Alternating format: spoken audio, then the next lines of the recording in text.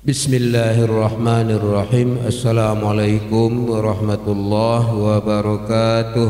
Waalaikumsalam warahmatullahi wabarakatuh. Alhamdulillahilladzi hadana lihadza wa ma kunna linahtadiya laula an hadanallah. Asyhadu an la ilaha illallah wahdahu la syarikalah wa asyhadu anna Muhammadan abduhu wa rasuluhu la nabiyya ba'dah. Allahumma salli ala Muhammad wa ala ali Muhammad kama sallaita ala Ibrahim wa ala ali Ibrahim fil alamin innaka Hamidum Majid. Qala Allah ta'ala fi kitabihil karim a'udzu billahi minasy syaithanir rajim subhanaka la ilma lana illa ma 'allamtana innaka antal alimul hakim. Shadaqallahul azim. Hadirin yang berbahagia, puji syukur marilah kita panjatkan kepada Allah Ta'ala karena berkat rahmat dan nikmat Dia kita pada sore hari ini bisa hadir kembali di masjid ini dalam keadaan sehat walafiat, dan alhamdulillah baru saja kita telah sama-sama melaksanakan sholat maghrib berjemaah. Mudah-mudahan sholat kita, doa kita, zikir kita diterima, dijabah Allah Ta'ala. Amin amin ya rabbal alamin. Selawat serta salam Allahumma salli ala Sayyidina Muhammad wa ala Sayyidina Muhammad, semoga tertuju kepada Rasul kita, uswatun hasanah kita, Nabi besar Muhammad sallallahu alaihi wasallam, keluarganya, sahabatnya, tabi'in, tabi'in dan umatnya, dan mudah-mudahan kita termasuk umat yang bisa istiqomah sampai akhir hayat kita. Amin amin ya rabbal alamin. Bapak-bapak, ibu-ibu, hadirin jemaah kajian Kamis sore pada hari ini yang mudah-mudahan dari Allah Ta'ala.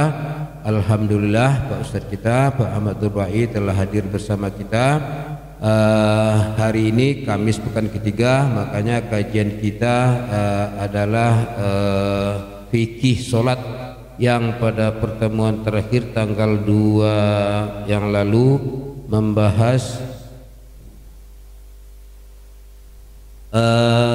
rukun yang ke-8 yaitu duduk tasyahud, dan pada hari ini akan dilanjutkan dengan rukun yang ke-9 yaitu apa ya, 9? Ya, duduk tasyahud. Tasyahud ya. Baiklah, untuk lebih berkahnya kajian kita pada sore ini, marilah kita buka, kita mulai dengan membaca basmalah.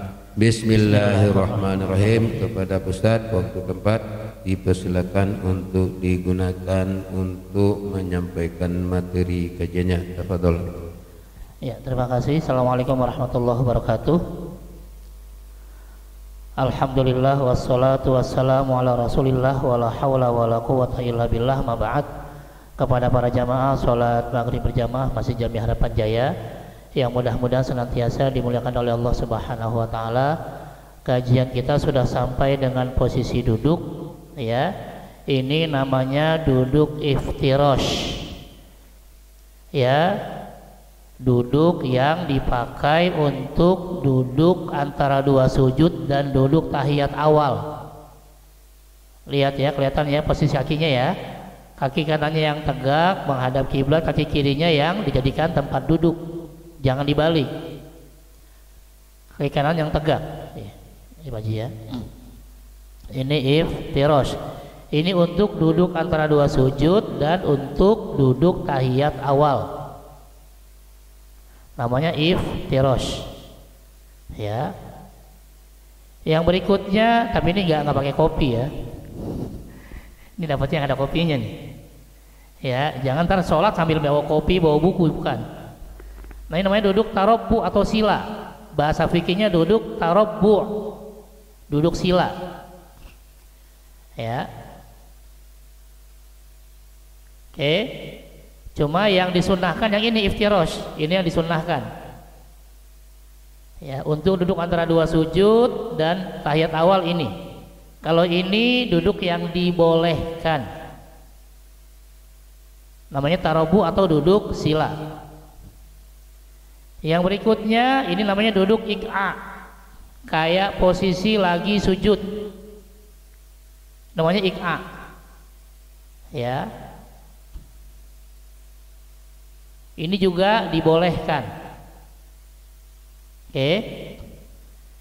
Nah, ini yang terakhir, ini khusus duduk tahiyat akhir, namanya tawarruk. Kaki kirinya keluar. Ini khusus tahiyat akhir. Kalau sholatnya 2 rakaat ya berarti di rakaat kedua.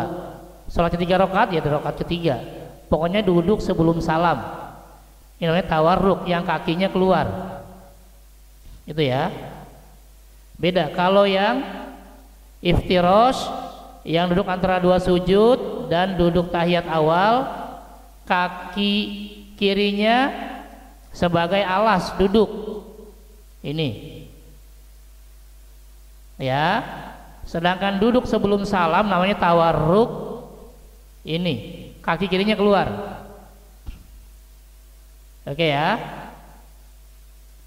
Jadi yang sholatnya 2 rakaat, rakaat kedua ya begini dalam mazhab Syafi'i. Tapi lagi-lagi ini namanya amalan sunnah, bukan amalan wajib. Enggak begini ya nggak apa-apa. Ini amalan sunnah, bukan amalan wajib.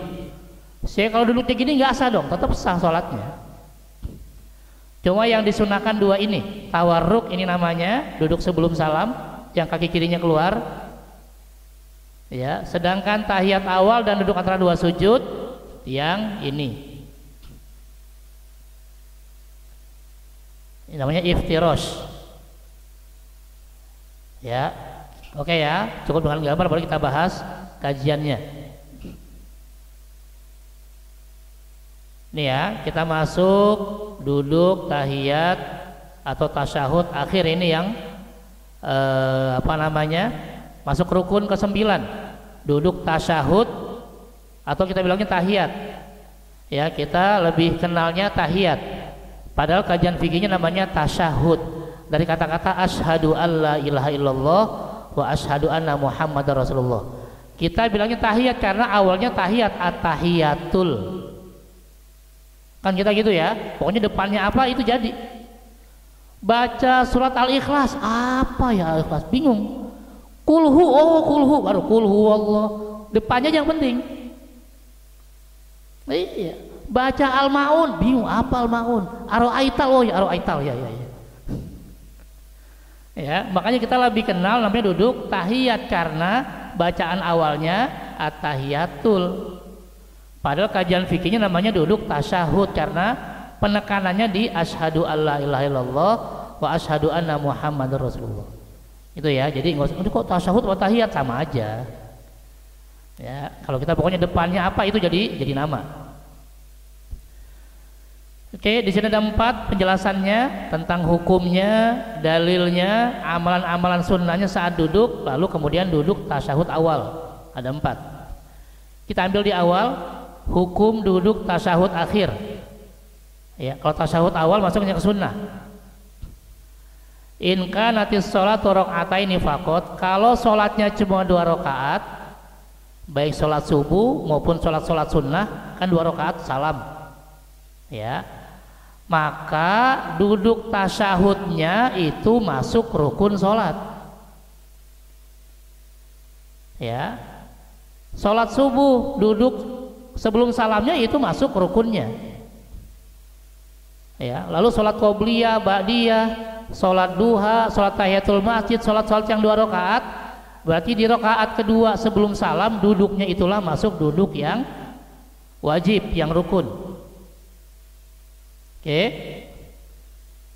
Kemudian wa kadzalikal qu'udul akhir fi sholati tsulatsiyah war rubaiyah. Begitu juga sholat yang 3 rakaat, sholat maghrib, sholat witir, atau yang 4 rakaat zuhur, asar, isya, berarti duduk tasyahud yang akhir itulah yang sebelum salam itu yang masuk dengan rukun sholat. Bukan tahiyat awalnya, bukan tasyahud awal. Ya. Yang jadi rukun adalah yang duduk sebelum salam. Kalau 2 rakaat berarti di rakaat kedua, ya 3 rakaat berarti di rakaat yang ketiga dan seterusnya. Li'anna tasyahud al-akhir ruknun wa fardun kama sayti, karena tasyahud akhir masuk rukun dan kewajiban sholat, sehingga duduknya juga satu paket dengan bacaannya, dengan bacaan tasyahud akhir. Nanti duduknya masuk yang ke-9, bacaannya masuk rukun yang ke-10. Tapi ini satu paket. Fahuma fardhoni la tasihhus shalah illa bihima. Keduanya rukun, baik duduknya maupun bacaan tasyahudnya. Ya, lalu dalilnya nih. Dalil wajibnya duduk tasyahud akhir dan bacaan. Pertama dari sahabat Ibnu Mas'ud. Beliau berkata, kunna naqul qabla an yufradu alaina tasyahud ma'a Rasulillah. Sebelum diwajibkan bacaan tasyahud tadi at-tahiyatul, kami bacanya bukan at-tahiyatul. Kami bacanya assalamu alallah qabla ibadi. Salam kepada Allah sebelum hambanya. Assalamu ala Jibril, salam kepada Jibril. Assalamu ala Mikail, salam kepada Mikail. Assalamu ala fulan, salam kepada fulan. Ini bacaan tahiyat sebelum diwajibkan. Faqalan Nabi, maka Nabi bersabda, hadis ini riwayat Bukhari Muslim ya. Apa kata Rasul? La taqulu assalamu ala Allah. Jangan mengucapkan assalamu ala Allah. Karena Allah itu assalam. Karena assalam artinya keselamatan. Masa keselamatan atas Allah? Allah justru yang pemberi keselamatan. Tapi ucapkanlah at-tahiyatul dan seterusnya. Ya, nanti ada dua versi, ada yang mengatakan at-tahiyatul mubarakatus, ada yang at-tahiyatulillah wassalawat wat thayyibat. Ya. Nanti dipecah lagi di Indonesia nih. Yang baca at-tahiyatul NU nih. At-tahiyatulillah Muhammadiyah nih. Padahal semuanya dari Rasul. Iya kan? Kita kan suka mengotak-kotakan tahiyatul nih. Ya, sama kayak baca iftitah kan, Allahu Akbar kabir NU, Allahumma bait baini Muhammadiyah. Padahal semuanya dari Rasul. Nggak tahu tuh siapa yang mulai-mulai ya. Nah, dalil yang tadi dijelaskan tadi Ibnu Mas'ud dikatakan di sini, hadis tadi bisa ya sebagai dalil dalam dua hal. Pertama, ya kata-kata wajib qabla an yufradu alaina, sebelum diwajibkan pada kami, berarti wajib. Setelah itu kan diwajibkan bacaan at-tahiyatul. Ya. Yang berikutnya ucapan tadi at-tahiyatulillah adalah perintah, wa hadza amrun wal amru lil wujub. Nah, di sini masuk nih usul fikih nih, rumus fikih nih, rumus usul. Asal perintah itu wajib. Ini bukan hadis ya, hadisnya cuma di atas. Ini tambahan ini adalah masuk ke kaidah atau rumus-rumus usul fikih. Asal perintah itu wajib. Walam yathbut syai'un sharihun fi khilafi. Lalu tidak ada dalil tegas yang memalingkan perintah wajib menjadi perintah yang lain. Jadi dalilnya jadi wajib. Ya. Kemudian kenapa pentingnya tasyahud? Karena bacaan tasyahud akhir itu syabihun bil qiraah, mirip dengan bacaan Fatihah. Ya, li'anal qiyam wal qu'ud, di mana miripnya ada keesaan Allah di sana, ada pujian kepada Allah. Di Al-Fatihah kan ayat pertama sampai ayat kelima pujian semua tuh. Bismillahirrahmanirrahim, segala puji bagi Allah. Ya, apa namanya, dengan menyebut nama Allah yang Maha Pengasih lagi Penyayang, itu pujian. Alhamdulillahirabbil alamin, segala puji bagi Allah, pujian lagi. Ar-Rahmanir-Rahim, Maha Pengasih Maha Penyayang, pujian lagi. Malik Yaumiddin, ya, yang menguasai pembalasan, pujian lagi. Iyyaka na'budu wa iyyaka nasta'in, hanya kepada Engkau kami menyembah dan hanya kepada Engkau kami mohon pertolongan, pujian lagi. 5 ayat di Al-Fatihah pujian semua. Baru yang berikutnya ihdinas siratal mustaqim, ini permintaan kita. Jadi kalau mau minta puji dulu. Ini main aja, ya Allah saya minta ini, muji enggak ya enggak dapat. Ya, kita aja ngutang, kalau nggak muji-muji orang nggak dikasih. Coba kita mau ngutang bentak-bentak orang baru-baru dikasih, berantem bisa. Puji dulu ya. Ini juga sama. Tasawuf itu isinya pujian semua. At-tahiyatul mubarakatus sholawat itu pujian semua, sama dengan Al-Fatihah, mirip. Kemudian li'annal qiyam wal qut, ini bicara hikmahnya. La tatamayyaz al ibadah binhuma 'anil 'adah. Orang yang posisinya berdiri dan duduk, kadang kalau dari jauh orang lihatnya ini bukan lagi ibadah tapi lagi berdiri biasa atau duduk biasa. Ya. Karena itu untuk membedakan apakah dia berdirinya sedang ibadah atau tidak, duduknya sedang ibadah atau tidak, maka ada bacaan wajibnya. Ketika berdiri ada bacaan Al-Fatihah, ketika duduk ada bacaan tasyahud. Ya, sehingga fawajaba fihima dzikrun liyatamayyaz. Harus ada bacaan tertentu yang membuat orang tahu, oh dia lagi sholat tuh, lagi ibadah. Kenapa? Tuh kedengeran baca Fatihah. Dia lagi sholat tuh kenapa? Kedengeran lagi baca tahiyat. Ya, beda dengan ruku dan sujud. Diem pun orang tahu, nggak mungkin orang ruku ngapain lagi olahraga, nggak bakalan. Pasti lagi sholat. Orang sujud ngapain tuh lagi olahraga, nggak bakalan. Orang tahu kalau orang lagi ruku apa sujud pasti lagi ibadah. Tapi kalau diri sama duduk belum tentu ibadah. Makanya ada bacaan-bacaan yang wajib. Makanya ruku dan sujud bacaannya nggak wajib, sunnah. Karena gerakannya saja sudah menandakan bahwa dia sedang ibadah. Gitu ya, ini diantara hikmahnya. Sekarang masuk ke sunnah. Atau ada pertanyaan sebelum kita masuk ke sunnah? Ya, silakan Bapak.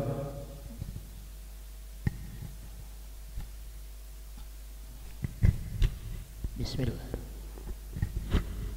Bismillahirrahmanirrahim. Assalamualaikum warahmatullahi wabarakatuh. Waalaikumsalam warahmatullahi wabarakatuh. Mohon maaf Pak Ustadz, ini yang saya tanyakan bukan yang judul sekarang, tapi menyimpang dari judul yang Ustadz tanyakan, uraikan. Begini Pak Ustadz, saya sebelum merantau dari Padang ke Jakarta, saya diisi oleh orang tua saya Pak. Diisi dalam kalimat-kalimat bela diri, diancam orang dalam keadaan terniaya. Itu ada isinya, ada bacaannya. Yang saya tanyakan itu apakah itu syirik Pak Ustaz? Terima kasih. Assalamualaikum warahmatullahi wabarakatuh. Waalaikumsalam. Waduh. Ya, silakan Bapak-bapak yang lain. Ya, lebih diutamakan ya. Mengenai kajian sore ini atau mengenai sholat paling tidak ya. Ya, silakan Bapak. Ada yang mau bertanya? Ya, silakan. Enggak, pakai mic aja biar.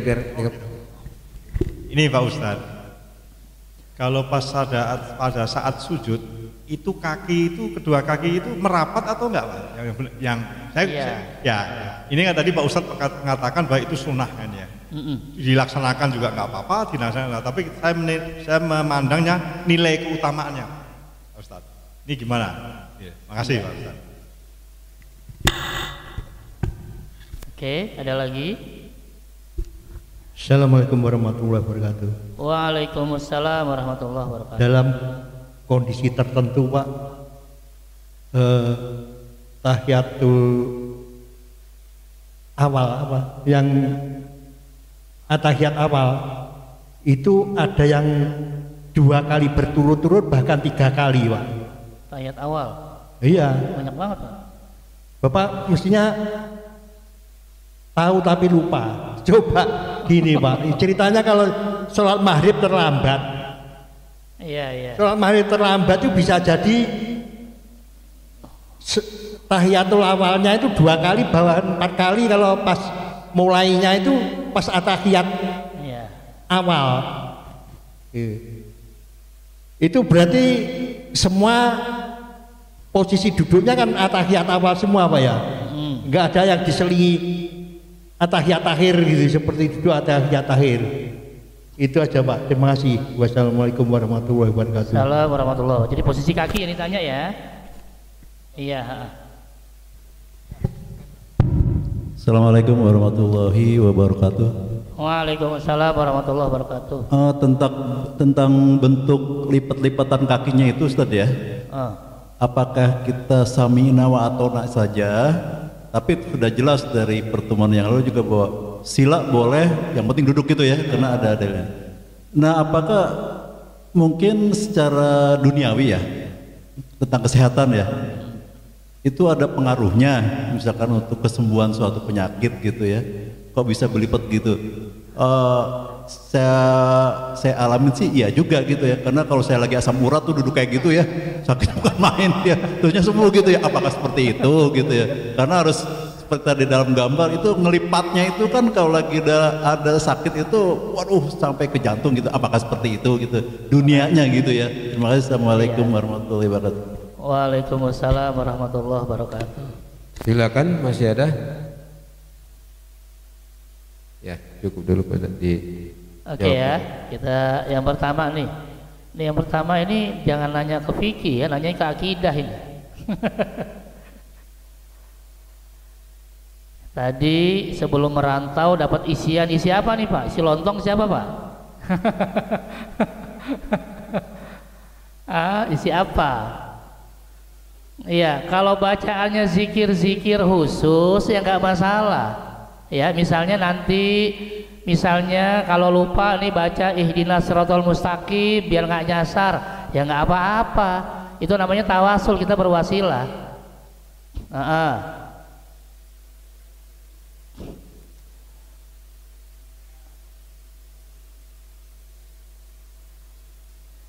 Ya maksud isiannya maksudnya apa? Kalau misalnya jadi kebal, ya nggak juga. Rasul juga luka. Ya. Intinya kalau tidak bertentangan dengan syariat nggak apa-apa. Misalnya nanti lah ya, kalau sudah sampai tujuan, pokoknya tiap maghrib sampai isya jangan lupa baca zikir ini sekian kali. Monggo, nggak apa-apa. Karena di surat 33 ayat 41 memang ada perintahnya ya. Ya ayyuhalladzina amanu udzukurullaha dzikron katsiro. Ya. Jadi yang suka itu Pak Ustadz zikirnya banyak banget, ya nggak apa-apa kalau mampu, yang penting jangan dipaksain. Atau gara-gara banyak zikir jadi nggak kerja, itu salah. Gara-gara sering zikir Pak Ustadz dipecat saya, ya salah, waktunya kerja zikir. Ya, hai orang yang beriman, ingatlah kepada Allah, zikirlah kepada Allah sebanyak-banyaknya, nggak apa-apa. Bahkan ada yang zikirnya sampai 100, 1000, yang penting tidak mengganggu yang lainnya. Jangan gara-gara zikir akhirnya nggak makan pingsan, itu salah. Gara-gara zikir nggak bisa ya tidur bareng sama istri, itu juga salah karena ada hak istri juga. Gara-gara zikir nggak bisa main sama anak cucu, ya salah juga. Gitu ya, silakan. Zikir pun Allah bilang sebanyak-banyaknya, no limit, tanpa batas.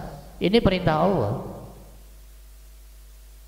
Ya, kalau tadi isiannya cuma banyakin zikir, banyakin sholawat, banyakin baca ayat tertentu, nggak ada masalah, gitu ya, nggak ada masalah, lanjutin aja.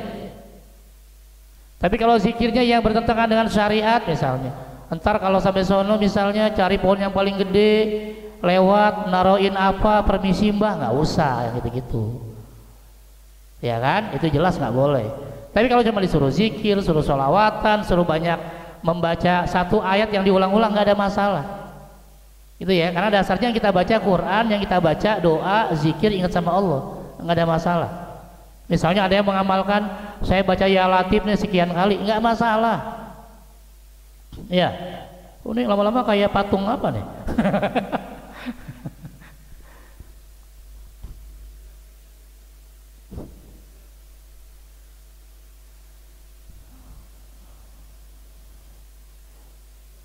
Iya, yang dibaca apa? Kan kalau dibaca Quran nggak ada masalah. Bacakan mungkin bapak-bapak. Misalnya baca Toha. Enggak, misalnya begini Ustaz. Misalnya kita dalam keadaan bahaya. Kita baca ini misalnya wajalna min baini aidihim saddan wa min kabihim min kafihim sadau surat Yasin, faksaina ahum kaum yu'minun, surat Yasin. Ya, itu nggak apa-apa kan, itu diamalkan sama Rasul. Itu dalam keadaan bahaya. Iya, itu ya, pernah diamalkan sama Rasul ketika Rasul hijrah ke Madinah, keluar dari rumah, Rasul dikepung oleh 40 orang kafir Quraisy.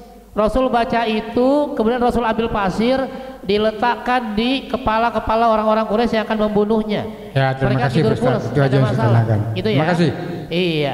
Jadi nggak ada masalah. Makanya saya bilang mau zikir apa, mau baca Quran apa, Selama tujuannya tadi saya terhindar dari bahaya, gitu kan? Atau ini bisa membuat saya jadi lebih tenang, nggak ada masalah. Karena dia ditegaskan misalnya di surat 13, ya, di surat Ar-Ra'd 13 ayat 28, nih ya, a'udzubillahi minasyaitonirrajim, bismillahirrahmanirrahim. Kita diminta memperbanyak zikir. Ar-Ra'd, nih ya, alladzina amanu wa tatma'innu qulubuhum bidzikrillah, yaitu orang-orang yang beriman dan hati mereka menjadi tentram dengan mengingat Allah, dengan zikir kepada Allah. Salah satu zikir adalah bacaan ayat-ayat Quran.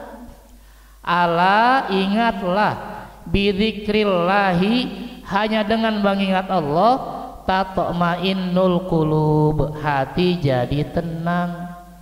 Makanya ada juga orang-orang yang pengen tenang di bawah tasbih zikir, nggak masalah, ya. Jadi jangan dikit-dikit syirik, ya, aman. Kalau syiriknya iri nggak apa-apa, saya syirik nih sama dia nih, iri maksudnya, itu ya. Selama tujuannya baik nggak ada masalah. Karena ini bagian dari tawasul atau kita berwasilah kepada Allah dengan perantaraan ayat-ayat atau kitab sucinya, gitu ya. Wallahu a'lam.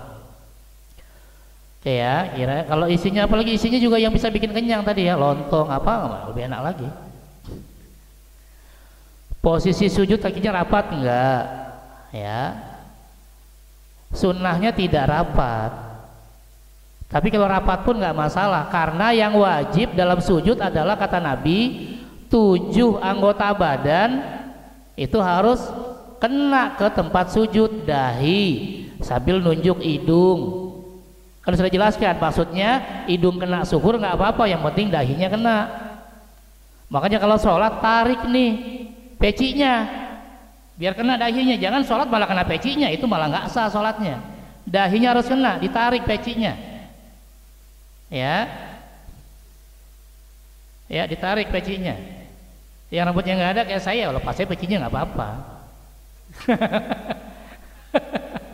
Itu ya, maksudnya yang penting ini kena ke tempat sujud. 1, lalu 2 tangan, 2, 3, 2 lutut, 4, 5, lalu telapak kaki begini, 6, 7, itu saja, itu sudah sah. Mau rapat mau renggang nggak ada masalah. Tapi yang lebih baik yang tidak terlalu rapat, agak renggang. Ya, jangan renggang banget juga ngapain, ya, rapat juga enggak. Intinya itu saja. Jadi yang wajib cuma itu. Nanti posisinya kayak apa itu sudah sunnah. Yang sunnah yang tidak rapat, gitu ya. Wallahu a'lam. Oke. Yang penting tadi 7 itu kena semua. Yang berikutnya tahiyat awal berkali-kali, gitu ya. Karena dia datang duduk, datang masbuk ketika terlambat, imam sedang rakaat kedua dan sedang duduk tahiyat awal, ya, tasyahud awal, maka dia ikut duduk tasyahud awal, posisinya seperti tadi iftirash, gini ya. Tadi mana tuh lewat? Nih ya, begini duduknya tahiyat awal. Tapi makmum nggak dapat rakaat pertama karena datangnya ketika imam lagi duduk. Kemudian imam berdiri di rakaat ketiga, makmum rakaat pertama, ya kan? Pas imam duduk tahiyat akhir, tasyahud akhir, makmum yang masbuk duduknya tetap tahiyat awal, begini duduknya. Bukan duduk tahiyat akhir, sunnahnya duduk tahiyat awal. Jadi kalau kita mau nambah rakaat, walaupun imam tahiyat akhir, kita duduknya duduk ini. Karena ini adalah duduk sebelum salam. Kan kita belum salam. Imam salam kita diri. Itu ya. Jadi biar gampang, ini adalah, kalau ini bukan ini ya. Ini yang duduk tahiyat ini. Nih, ini yang duduk sebelum salam, namanya tawarruk. Kalau kita harus nambah rakaat, kita bukan duduk yang ini. Karena kan imam salam kita belum salam. Ya. Ini khusus duduk sebelum salam. Itu aja yang gampang. Ya, ketika imam salam ternyata kita masih nambah rakaat, jangan kayak gini duduknya. Tapi kalau terlanjur gini gimana? Ya tetap sah. tapi nggak dapat pahala sunnah. Yang sunnah itu yang kita duduknya begini nih. Nanti imam salam, kita bangun rakaat kedua kan, rakaat kedua ya tahiyat awal lagi ya begini lagi, baru pas rakaat ketiga kita duduknya tawarruk gitu ya. Jadi ingat, tawarruk ini yang kaki kirinya keluar, ini khusus duduk sebelum salam buat kita. Jadi kalau kita jadi makmum, kita harus nambah rakaat ya. Ketika imam tahiyat akhir, jangan begini duduk kita, tapi duduknya yang seperti ini. Itu ya, wallahu a'lam. Oke? Ya. Iya. Salat sunnah tawarruk kan sebelum salam. Ya, sholat sunnah kan sebelum salam 2 rakaat, ya duduknya begini dalam mazhab Syafi'i. Kalau pakai mazhab Hambali duduknya begini, karena kalau mazhab Hambali mengenalnya tahiyat 1, tahiyat 2, tahiyat awal, tahiyat tsani. Kalau mazhab Syafi'i tahiyat awal, tahiyat akhir. Akhir itu sebelum salam. Ya, jadi kalau yang sholat 2 rakaat, sholat subuh, sholat sunnah, kalau pakai mazhab Hambali duduknya begini. Tapi kalau pakai mazhab Syafi'i duduknya begini sebelum salam. Ya, makanya yang repot yang nggak pakai mazhab, mau yang mana duduknya? Beda loh, dia sila aja Pak Ustaz, nggak pakai mazhab, ya dia bingung. Iya. Nanti kita jelaskan dalilnya ya. Maksudnya ini kita lihat posisinya dulu, biar gampang. Kapan duduk tawarruk? Duduk sebelum salam, udah itu aja. Kalau duduknya masih belum salam, ya udah yang begini aja. Kalau jauh dari salam ya ini. Cuma 2 ini yang disunahkan. Tapi kadang ini boleh saja nih, nggak ada apa-apa. Ini boleh sila, ini juga boleh iqa. Ini hanya boleh, ya nggak nambah pahala. Tapi kalau yang tadi iftirash, ini nambah pahala kalau duduknya duduk antara 2 sujud dan duduk tahiyat awal. Ini juga nambah pahala kalau duduk sebelum salam. Udah itu aja. Oke ya, clear ya. Iya, kenapa satu Pak Ustadz. Assalamualaikum. Saya di sini Pak Ustadz saya. Halo. Nah. Ya kembaran saya. Enggak, saya sering alami. Kadang saya enggak spare waktu berdiri saf antara kanan kiri, karena kan kanan kirinya ukurannya sama gitu kan. Pas tahiyat akhir ternyata nggak muat nih untuk duduk tawaruk. Saya duduk pas yang kedua gitu. Itu sah apa enggak tuh kayak gitu? Iya, ini 4 macam duduk ini semuanya sah. Semuanya sah. Ya, mau yang manapun sah. Cuma kalau mau nambah pahala gitu loh. Kan makanya saya bilang ini kan amalan sunnah, judulnya ini sunnah, bukan wajib. Ya. Ini amalan sunnah semua. Jadi kalau duduknya kayak gini nambah pahala. Duduknya begini sah. Duduknya ini sah. Duduk ini nambah pahala, itu doang. Semuanya sah. Saya pas mau tahiyat akhir sempit Pak Ustadz, jadi saya duduknya begini aja. Sah juga sholatnya. Atau saya duduknya begini, sah juga. Atau duduknya begini, sah semua. Cuma kalau mau nambah pahala, duduk sebelum salamnya yang ini. Ini sah plus nambah pahala. Gitu. Kalau yang lainnya sah saja. Gitu ya. Ini khusus yang duduk sebelum salam. Ya. Oke, ada lagi? Pak, ini masalah berzikir tadi, Pak. Oh, ganti tema nih. Ya gitu. Pak, berzikir itu kan berapapun boleh asal tidak mengganggu lingkungan. Tapi ada berzikir yang disengaja untuk mengganggu gitu, Pak. Nah, ini gimana tuh zikir ganggu? Nah, ini karena suami istri, suaminya pengen kumpul, istrinya nggak mau, terus pelariannya berzikir. Dosa istrinya. Nah terus berzikir supaya istrinya juga nggak nyenyak tidur, berzikirnya kenceng-kenceng. Nah terus maksud saya, kalau zikirnya itu mengganggu orang kan yang berzikir itu berdosa. Nah kalau kondisi seperti ini yang berdosa siapa Pak? Karena berzikir dikenceng-kencengi karena istrinya biar terganggu sama-sama gak bisa tidur. Yang dosa itu siapa? Terima kasih Pak. Wassalamualaikum warahmatullahi wabarakatuh. Assalamualaikum. Oke, dulu saya masih belum paham nih. Saya masih muda banget nih. Masih belum mengerti saya. Ya, jadi kasus suaminya pertama seperti Pak itu tadi. Kasus kedua ini berzikirnya bukan semata-mata supaya apa? Tenang supaya depan. Ini juga supaya tenang, tapi tenangnya itu karena hajatnya nggak kesampaian. Oh gitu. Iya oke. Terus berzikirnya kenceng-kenceng supaya istri yang tidur sebelahnya nggak bisa tidur. Zikirnya kenceng-kenceng gitu. Nah yang dalam kondisi ini yang berdosa itu siapa tuh? Oke, pertama kalau bicara hubungan suami istri dalam kajian nanti fikih keluarga atau fikul usroh atau perdata, ya, istri tidak boleh menolak suami. Bahkan nanti istri haram berpuasa, ya, di luar Ramadan ketika suaminya ada di rumah. Ya, istri biasanya Senin Kemis puasanya, atau puasa Ayamul Bid atau puasa Daud sekalipun, pas mau puasa suaminya pas di rumah, dia harus izin dulu, Mas saya boleh puasa nggak hari ini? Kalau bilang enggak, ya enggak boleh karena puasa sunnah. Sedangkan hubungan suami istri wajib. Dahuluin yang mana, sunnah sama yang wajib? Wajib. Istri lagi baca Quran nih, Bismillahirrahmanirrahim, itu laginya kan. Nah, de kode nih kan, udah Shadaqallahul Azim, udah tutup. Ya, misalnya,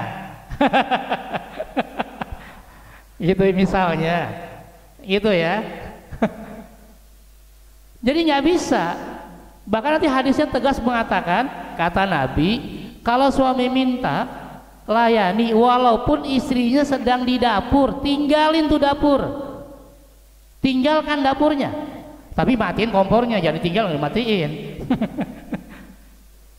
Maksudnya kan di kantor kan pasti sibuknya luar biasa kan, tapi ketika suami minta, tinggalin dapurnya, nggak bisa.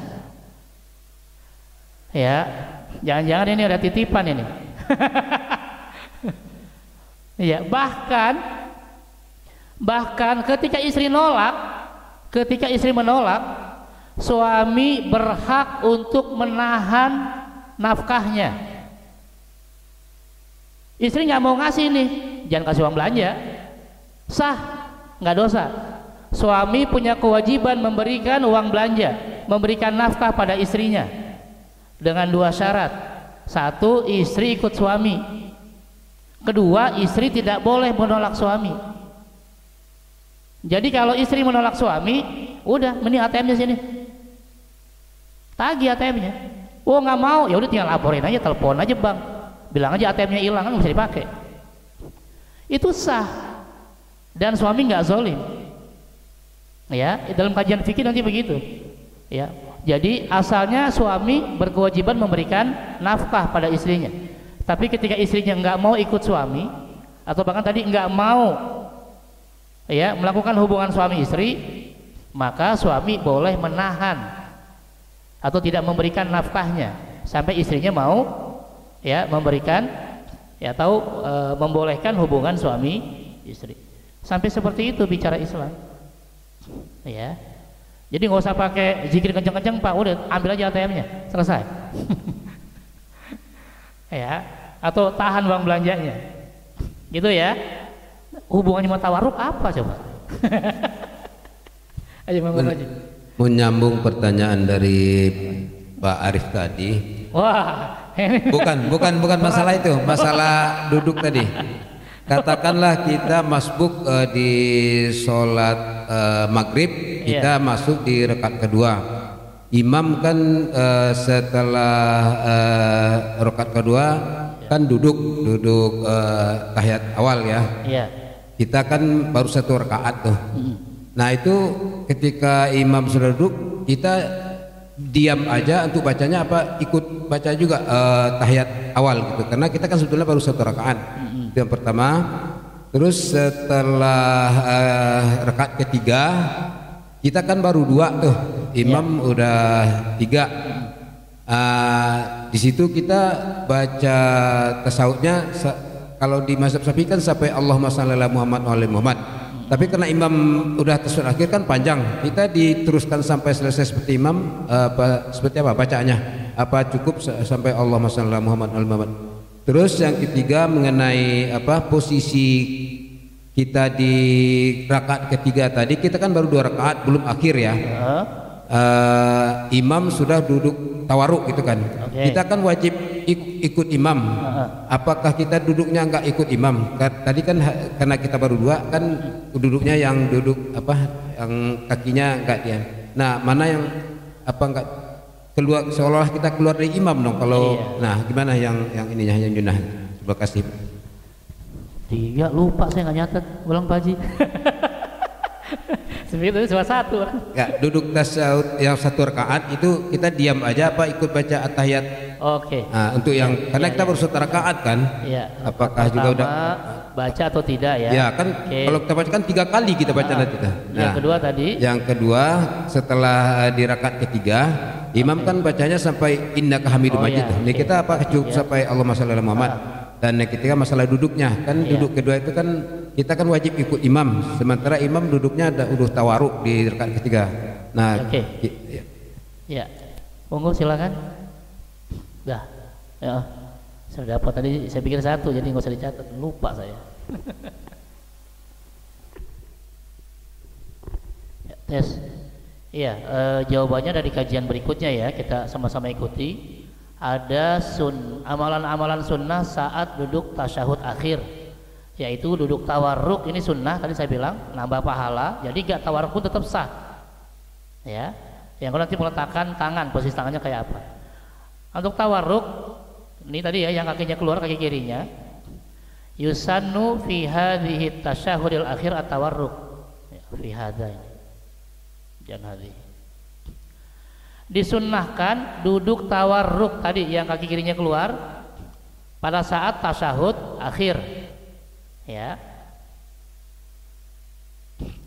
berdasarkan hadis dari Abu Humaid As-Sa'idi. Dia berkata, karena Rasulullah SAW idza jalasa fil aulayaini, Rasul ketika rakaat pertama dan kedua, maksudnya duduk antara 2 sujud dan duduk tasyahud awal, jalasa ala qadamil yusra, duduk di kaki kirinya, iftirosh, lalu menegakkan kaki kanan. Ini kayak gini, duduk di kaki kiri dengan kaki kanan, ini iftirosh. Ini rakaat pertama dan kedua ya. Ketika duduk di akhir sebelum salam, maka duduknya duduk tawarruk ya, tuh. Karena duduk tasyahud akhir lebih lama, jadi lebih nyaman duduk tawarruk, kata ulama Syafi'i. Duduk pada tasyahud awal itu lebih pendek dibanding duduk tahiyat akhir ya. Karena itu di tahiyat awal duduk iftirosh lebih pas. Sekaligus kata Imam Syafi'i ya, jelas ada perbedaan antara duduk tahiyat awal dan tahiyat akhir dari hadis tadi. Karena rakaat pertama kedua Rasul duduknya iftirosh tahiyat awal, ketika tahiyat akhir sebelum salam duduknya tawarruk, dikeluarkan kaki kirinya. Apa hikmahnya? Nah, dijelaskan di sini ya, bahwa duduk tahiyat awal lebih mudah untuk bergerak dan berdiri di rakaat ketiga dibanding duduk tawarruk, kan susah dia ya. Karena itu ya, rakaat pertama dan kedua kalau sholatnya lebih dari 2 rakaat, sunnahnya duduk iftirosh. Nih, sekali jawabannya nih ya. Wa idza kana al-ma'mum masbuk, tapi kalau makmumnya masbuk, tertinggal 1 rakaat atau lebih, maka dia tetap duduk iftirosh walaupun imamnya duduk tahiyat akhir. Kenapa? Karena lebih mudah berdirinya. Ya, walaupun imam tahiyat akhir kan imam habis itu salam selesai. Sedangkan yang terlambat, baik terlambatnya 1 atau 2 rakaat, dia kan mau diri. Nah, mau diri itu lebih gampang duduk iftiros dibanding duduk tawarruk. Ya, itu jawaban dari pertanyaan ketiga ya. Oke. Sekarang kita masuk pertanyaan yang kedua. Mana nih? Tadi di ini.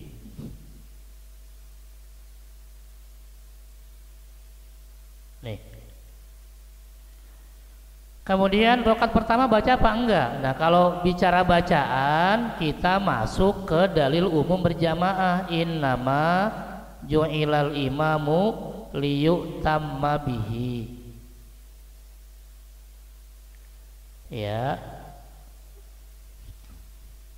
Sungguh imam ditunjuk untuk diikuti.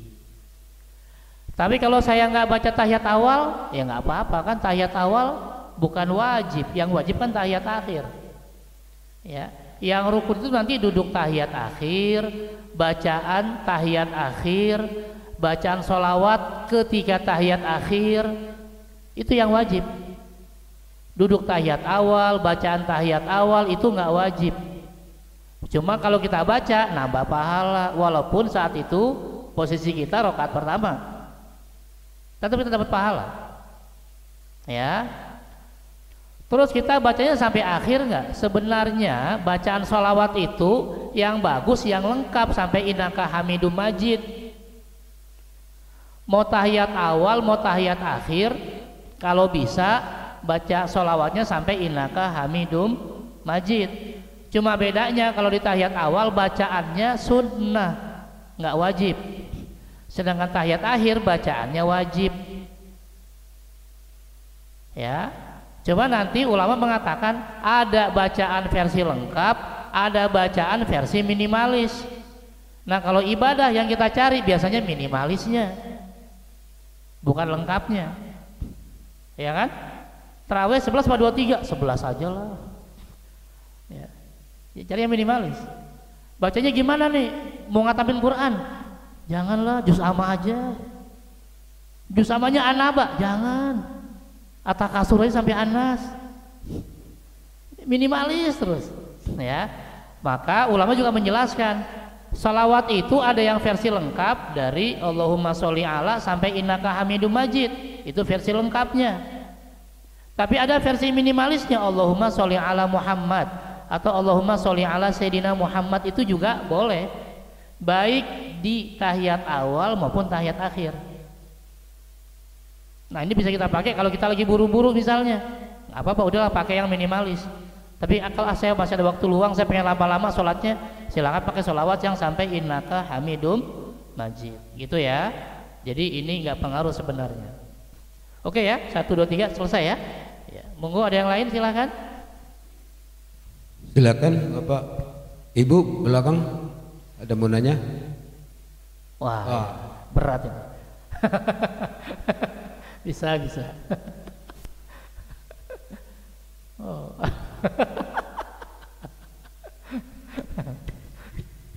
Terima kasih Pak Ustaz. Assalamualaikum warahmatullahi wabarakatuh. Waalaikumsalam warahmatullahi wabarakatuh. Ini terjadi pada adik saya Pak Ustaz. Suami istri di kampung. Dia lapor sama saya, Bang, suami saya udah 6 bulan nggak memberi nafkah batin, hidup, nafkah lahir. Oh, nafkah lahir. Nah, okay. Tapi dia tetap tinggal bersama. Tapi adik saya itu nggak ada lah Ustaz. Kalau rela kan nggak ada masalah Ustaz ya. Yang pertanyaan saya itu, pertanyaannya begini Ustaz, apakah dia itu sudah jatuh talak atau belum Ustaz? Terima kasih. Assalamualaikum warahmatullahi wabarakatuh. Waalaikumsalam warahmatullahi wabarakatuh. Ini jawabannya mau versi UAS atau versi Gus Baha? Iya kan ada dua. Kalau versi UAS Ustaz Abdul Somad, beliau pakainya KHI, kompilasi hukum Islam. Kalau versi Gus Baha, beliau pakainya fikih murni. Mau pakai yang mana? Kalau ini sudah kompilasi hukum Islam, jadi campur-campur nih. Ini kompilasi Islam ada, adat ada, semua nyampur. Tapi ini sudah masuk ke ranah undang-undang. Tapi kalau yang fikih murni itu Gus Baha. Kalau mau pakai fikih murni, dia tergantung. Ketika dia nikah, nikahnya nikah buku nggak? Atau nikahnya nikah bawah tangan, nikah siri? Negeri. Nikahnya nikah siri, bukan nikah buku, bukan? Enggak. Ya, berarti nikahnya nikah Islam ya, bukan nikah KUA ya. Bukan. Ketika nikah dia baca sigo taklik nggak? Kan kalau nikah KUA tuh ada sigo taklik tuh. Nah, kalau nikah siri dia baca nggak saat itu? Ada nggak sigo takliknya? Ada nggak? Jangan ada-ada aja. Pastiin dulu. Iya, karena kami itu sama kayak dokter, nanyanya detail, kita kejar terus, karena nanti beda jawaban, beda lagi hukumnya. Kalau misalnya dia nikahnya nikah buku, KUA biasanya setelah ijab kabul selesai kan setengah dipaksa untuk membaca sigo taklik. Sigo taklik itu artinya cerai bersyarat. Makanya orang-orang yang ngerti fikih nggak mau. Saya nggak mau kemarin baca sigo taklik, nggak mau. Orang saya mau nikah bukan mau cerai. Ya, tapi yang nggak ngerti, wah iya aja nggak apa-apa, ya, semangat. Yang penting cepat kelar tanda tangan. Padahal itu memberatkan buat laki-laki. Ya, memang sigo taklik itu dipakai biar perempuan tidak dizolimi. Kan nanti kan redaksinya gini, misalnya saya sebagai suami kalau tidak memberikan nafkah lahir sekian bulan maka jatuh talak. Kalau tidak memberikan nafkah batin sekian bulan jatuh talak. Kalau ya tidak pulang ke rumah selama sekian lama jatuh talak. Kalau ada 4 ya, yang terakhir KDRT maka jatuh talak. Itu namanya cerai bersyarat. Ketika itu kita bacakan sebagai suami, lalu kita langsung melakukan itu, kita melakukan salah satu dari 4 ya. 1 tadi kita nggak ngasih nafkah lahir, nggak ngasih nafkah batin dan seterusnya, sesuai dengan yang kita baca di sigo talak, maka kalau pakai versi Gus Baha saat itu sudah jatuh talak. Karena dia fikih murni. Itu namanya cerai bersyarat. Makanya orang-orang yang di pesantren itu biasanya sudah diomongin sama kiainya. Nanti kalau kamu nikah disuruh baca sigo taklik sama KUA, jangan baca. Karena kadang-kadang kita di awal-awal nikah kan nggak punya kerjaan tetap, nggak bisa ngasih nafkah. Sementara di sigo taklik dikatakan kalau 3 bulan atau 6 bulan nggak ngasih nafkah, otomatis pisah. Gitu ya. Tapi kalau kelihatan wah calon mantunya nih orang berangasan nih, nggak sholat, nggak apa, tapi ya anak kita maksa mau nikah sama dia, bacain aja sigo taklik. Jadi macam-macam udah pisah gitu. Gitu ya. Nah, tapi kalau pakai versi UAS, ini kompilasi hukum Islam beda lagi, dia panjang. Ketika terjadi tadi, dia baca sigo taklik, maka yang berikutnya istri harus lapor dulu ke pengadilan agama. Kemudian laporannya diterima, ada sidang, diputuskan oleh pengadilan agama bahwa dia memang bersalah suaminya, berulah saat itu pisah. Atau kalau bahasa sekarang sampai ada keluar AC-nya, akte cerainya. Itu kalau versinya Ustadz Abdul Somad, karena dia pakai KHI. Kalau versinya Gus Baha ini fikih murni, pokoknya dia sudah baca itu, berarti saat syaratnya kena maka saat itu pisah otomatis. Tapi kalau siri saya ragu, karena nikah siri itu jarang orang baca sigo taklik. Ya, karena kalau nikah siri begitu sah-sah selesai udah. Iya, biasanya ya, langsung doa-doa udah alhamdulillah. Malah diusir-usir pulang gitu ya. Makanya saya tanya itu dulu ya. Nanti tanya lagi di sana. Tanya, baca sigo taklik nggak? Kalau enggak, ya sudah, berarti istrinya boleh. Nanti gimana caranya? Istrinya nanya ke masih ada nggak walinya? Kalau wali hakimnya wali hakim. Kalau wali nasabnya masih ada, wali nasabnya kejar itu suaminya. Ya, tanya, kamu mau ngasih nafkah nggak? Kalau nggak ngasih nafkah pisah, gitu. Jadi walinya, jadi wali itu bukan cuma nikahin, Tapi kalau ada masalah walinya yang datang. Ya, makanya kenapa harus ada wali. Jadi wali bertanggung jawab untuk masalah-masalah keluarga ketika dua orang ini suami istri nggak bisa cari titik temu, maka wali yang maju, yang masuk. Gitu ya. Dicari akar masalahnya apa. Oke, wali yang menamaikan nanti bisa dibaca di surat An-Nisa surat 4 ayat 34 dan 35, bicara masalah tahapan-tahapan ketika ada masalah keluarga. Itu ya. Wallahu a'lam. Oke, cukup. Ya, saya kembalikan moderator. Terima kasih. Assalamualaikum warahmatullahi wabarakatuh. Waalaikumsalam warahmatullahi wabarakatuh. Terima kasih Pak Ustadz atas bahasan kajiannya pada sore ini dan jawab pertanyaan ikhwan kita. Mudah-mudahan kita yang hadir di sini dapat mengambil manfaat dari kajian kita yang dilaksanakan pada sore hari ini. Mudah-mudahan Allah Taala akan tetap memberikan kesehatan dan kesempatan kepada kita sehingga kita bisa hadir kembali mengikuti kajian kita di setiap Kamis sore ini. Kita akhiri kali ini dengan bacaan hamdalah dan doa kutul majlis. Alhamdulillahirabbil alamin. Subhanakallahumma bihamdika asyhadu an la ilaha illa anta astaghfiruka wa atubu ilaik. Wassalamualaikum warahmatullahi wabarakatuh.